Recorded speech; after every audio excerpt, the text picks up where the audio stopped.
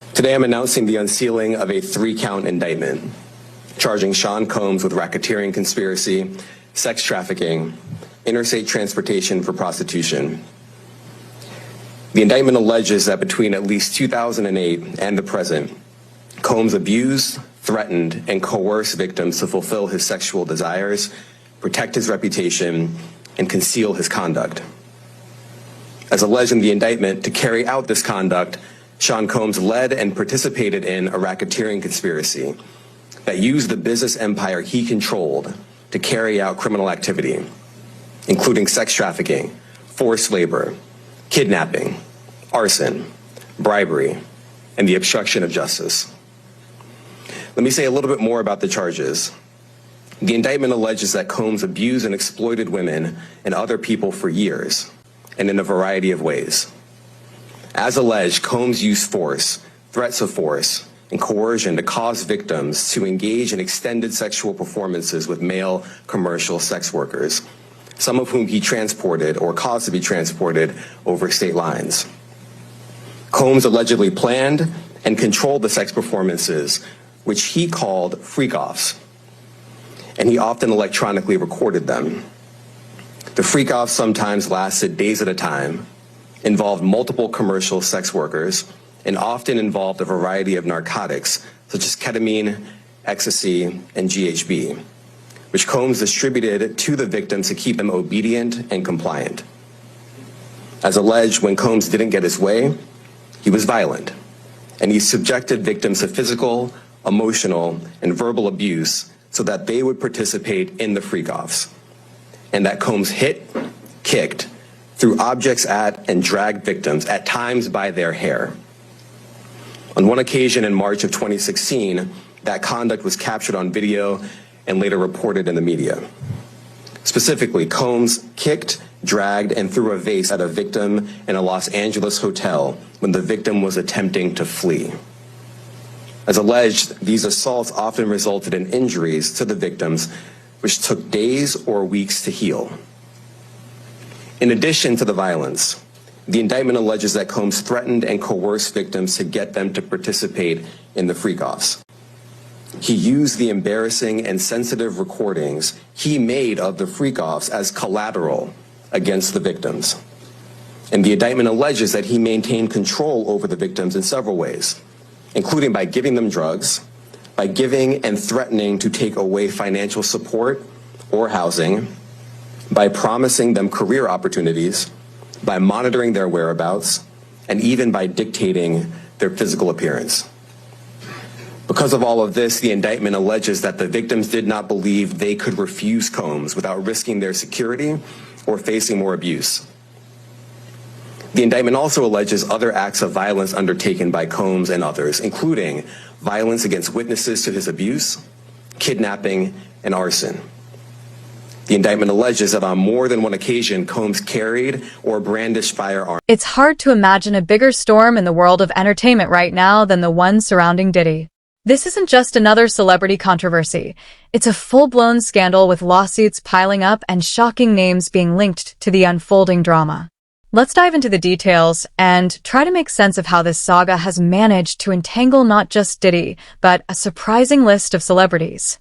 Next tonight here, new and disturbing accusations against Sean Diddy Combs. A Texas attorney tonight says he now represents 120 alleged victims, men and women, whose allegations span more than 30 years. The accounts of the alleged victims have not been fully vetted, but their accusations involve the kind of drug-fueled alleged sexual assaults described in a dozen civil lawsuits and the criminal case against Combs. Combs has pleaded not guilty to federal charges. His attorney tonight saying Combs emphatically denies any claim that he sexually abused anyone. First, let's address the allegations against Diddy himself. The lawsuits are nothing short of horrifying.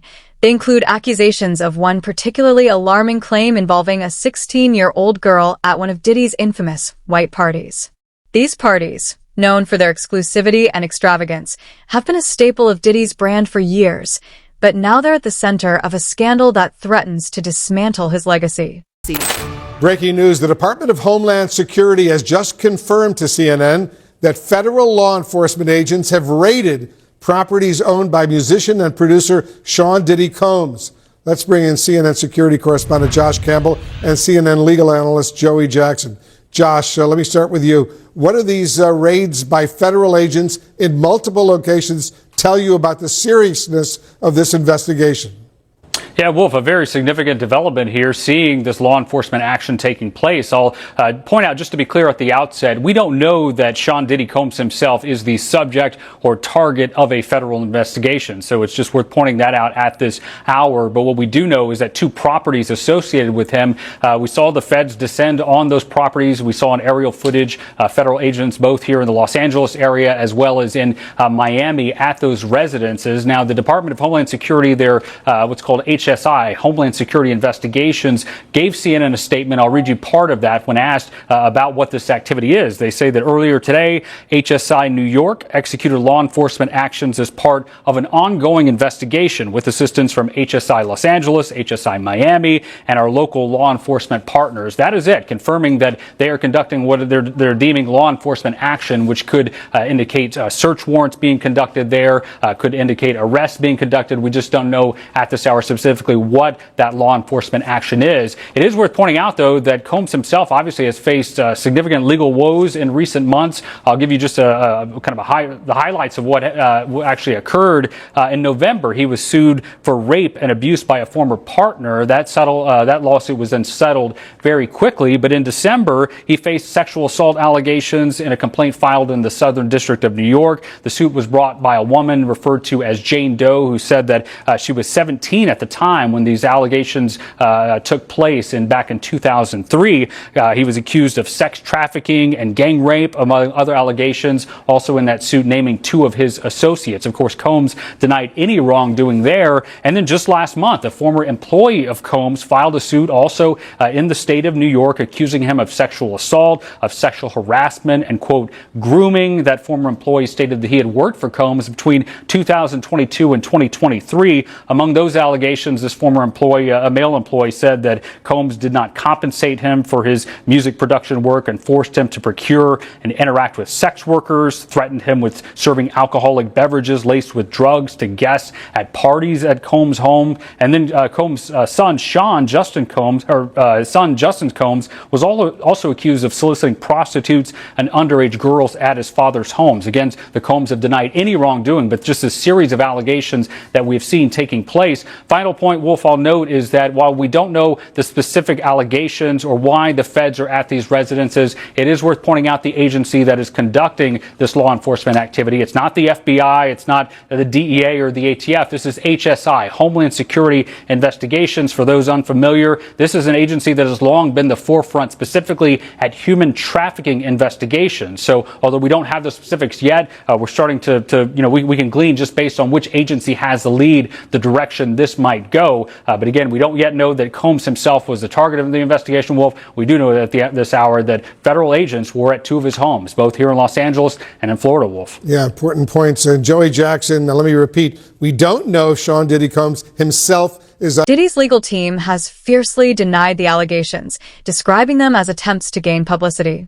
His attorneys argue that the truth will prevail in court, insisting he has never seen he assaulted anyone, yet the weight of these allegations and the sheer number of lawsuits make it difficult to dismiss them outright.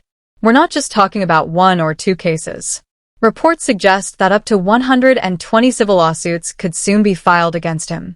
That's a number so staggering it feels more like a conspiracy thriller than reality. It's not good if your homes are actually being raided.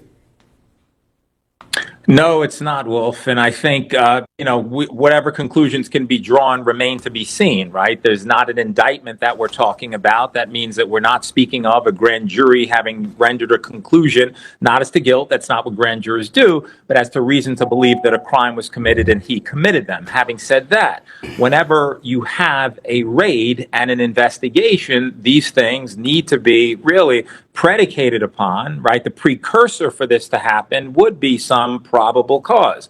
What is that probable cause? We don't know. But let's go back to what Josh Campbell talked about, which are those various lawsuits. Now, lawsuits are civil actions in nature. They're not criminal at all. But what they do is they give authorities some guidelines and guideposts with respect to alleged conduct that was engaged in, with regard to who it was engaged in, what activities there were, what it involved. And so that, if there's an investigation, could serve as a source of plentiful information. That information could be further investigated, right, by certainly this Homeland Security Agency. And as a result of that, they can work with their local law enforcement partners. What does that mean?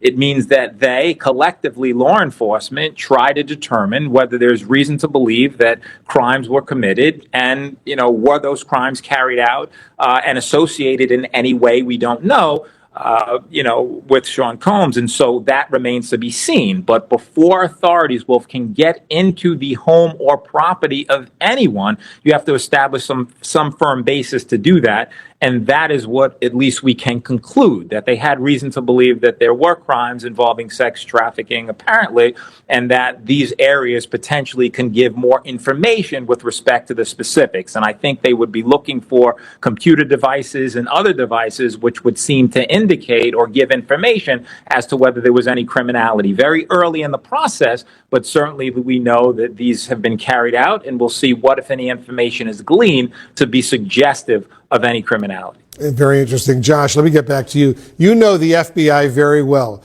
Under what circumstances would raids like these be conducted?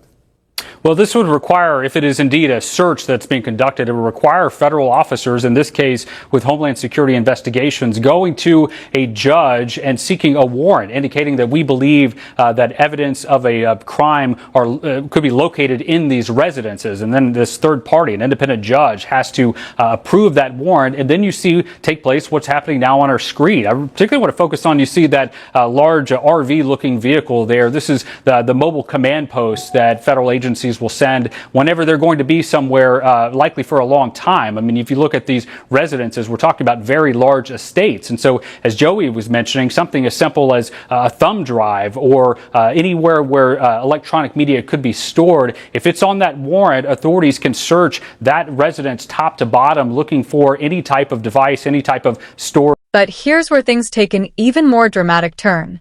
The lawsuits don't just target Diddy. They also implicate several high-profile individuals in varying capacities. You've got 7 grandkids now. Yes. Do they call you Snoop, They Grandpa? call me Papa Snoop. What kind of gramps are you? You can get away with anything with me. Whatever your parents won't let you do, come over here. You can't eat candy, you can't watch TV late night, you can't do this. I'm the can man. Some of these celebrities are accused of complicity, while others are mentioned as part of Diddy's inner circle without direct accusations against them. It's a tangled web, and it's drawing attention to some of the biggest names in music entertainment and even royalty. Hip-hop mogul Sean Diddy Combs will try for the 3rd time to get bail today while he awaits trial on sex trafficking and racketeering charges. Scripps News national correspondent Alex Miller is live in New York City, where this hearing happened earlier today. Alex, there was already a hearing earlier this week looking at notes taken out of Sean Combs' cell. How could that impact his chances at bail? His team says that raiding his cell, monitoring his calls, is not allowed and not fair to allow him to prep for a trial.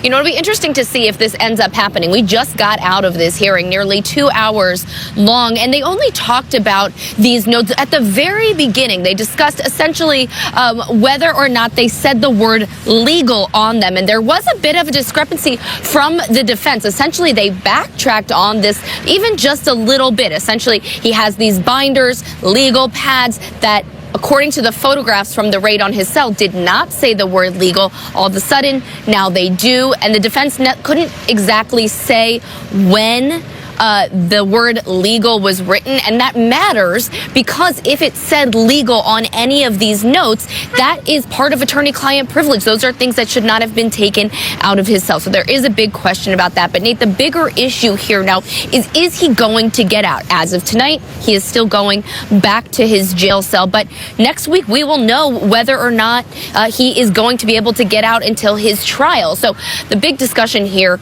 according to the government, is can they trust him? He has proposed a whole laundry list of things that he's willing to do if they'll let him out. Things like 24/7 security, things like not speaking to anybody, not having internet access, phone access, unless it's through this 24/7 security company. But the government and pretrial services, who is separate from the prosecution, they're not buying it. They're saying that they cannot trust Sean Combs to not follow the law or to not follow the rules that he has even set out for himself. They say because he's already broken the rules that the Bureau of Prisons and his own counsel have laid out for him within a jail cell. So they're essentially saying if he can't do it there, how could he do it in the comfort of an apartment? They had tried to get him released to Star Island, his home on Star Island right in Miami, because it's an island and there's a dock there. The judge immediately said absolutely not, because in theory he could, escape that way. They don't necessarily. Yes, you heard that right. Royalty among the names mentioned in connection with this case is none other than Prince Harry. Now, before anyone jumps to conclusions, it's important to clarify that there are no allegations against Harry himself. He's simply noted in the lawsuits, likely because of his past associations with certain events or individuals in Diddy's circle, but his inclusion is enough to raise eyebrows and add an unexpected twist to this already convoluted story. Other names on this list include music industry titans like Nicki Minaj, Usher, and producer Harv Pierre. Again, it's crucial to point out that not all of these individuals are accused of wrongdoing. Concern. So what his defense team has now proposed instead is bringing him to an Upper East Side apartment, a 3-bedroom apartment where they say they would have 2 security guards inside of his apartment at all times, 1 downstairs. Again, the judge has not really said whether or not he is keen on this. He didn't really disclose if he's leaning one way or another, but he did ask a lot of questions about what that would look like. Again, the government not buying it, as well as pretrial services, which is the organization, the department that would have to make sure that everything was on the up and up. Yeah, Alex, I wonder also, whether there was discussion of that now infamous video back from 2016 of Combs beating his girlfriend at the time, Cassie, the, entertainer. Did that get discussed at all in the hearing today? It did, because the defense is saying that the prosecution basically took the video that CNN originally published and gave it to the judge in that exact form, which is that it was edited down and they say out of order. They say essentially that the video ends with Cassie being dragged back to the room. They say that's not how it happened. They say it's important to know that that is not how it happened. But according to the defense, they say, or according to the government rather, they say it doesn't really matter because what you can see is what happened there. Her getting beaten up, her getting kicked, all of these violent things in nature. And what I don't think has been reported enough is that the allegation here isn't just that it was a squabble between the two of them, that it, what the defense calls a lover's quarrel, but that inside the hotel room down the hallway, that there was a male sex worker there that was part of these freak-offs. So it's not just about the abuse that happened in the hallway, but the prosecution wants to bring this into evidence because of what was actually happening inside of that hotel room. Now, the defense maintains that that wasn't the case. They maintain that the fight actually happened because he was just trying to get his phone and clothing back. But even still, this video was even used today in the discussion about how violent they believe Sean Combs is and why he cannot be released on bail. Yeah, Alex, I read about 90% politics all day long, but I mean, this is one of the stories that, breaks through, especially coming from the entertainment industry. Such a big entertainer for such a long time. Safe to say that this story not going anywhere anytime soon. National correspondent Alex Miller live in New York. New York, for some, their connection to Diddy appears to be purely professional or social. But in a case this explosive, even a casual mention can have serious repercussions. After all, being linked to allegations of this magnitude is damaging enough regardless of actual involvement.